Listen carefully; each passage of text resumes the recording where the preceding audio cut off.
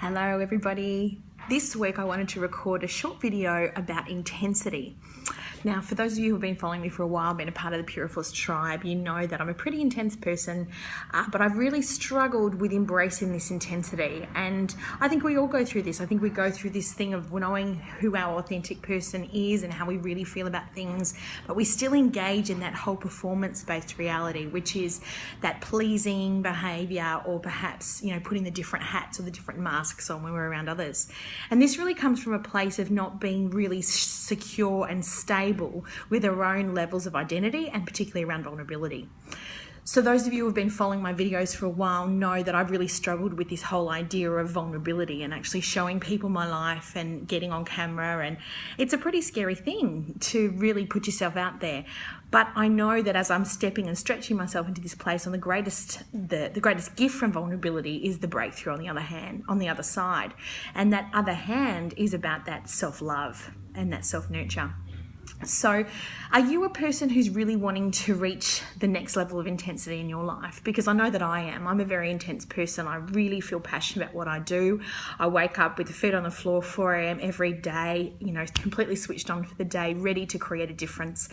And you've only got to be a person who's around me to know that I do have an intense energy. I'm all or nothing.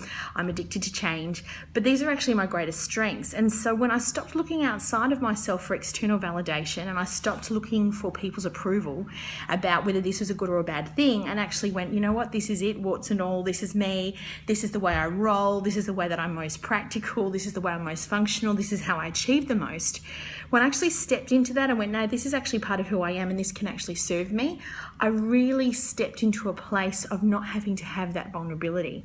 And instead it's just a self-love. We're learning about ourselves. So I want to encourage you, in what way can you live with more intensity in your life? And I think that's just about stepping into who it is that you are.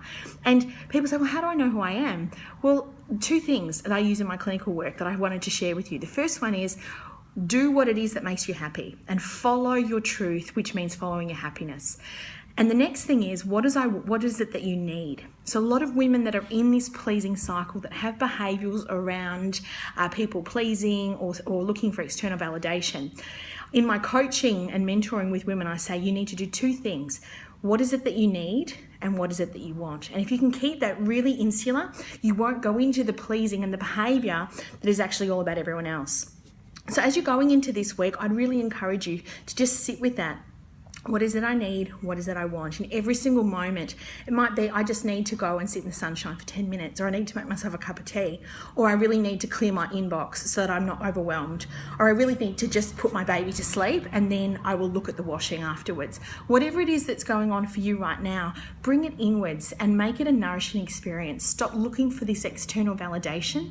Don't be afraid to go into the vulnerability and really step into this personal power, because when you can be the most authentic and the healthiest version of yourself, you can create more of an intensity and a life purpose and more impact around you. So I hope this has been of great value. I hope it's given you something to think about this week, and I look forward to continuing to share with you every week, and I look forward to your feedback. Have a great week, and health and happiness to you all. Bye-bye.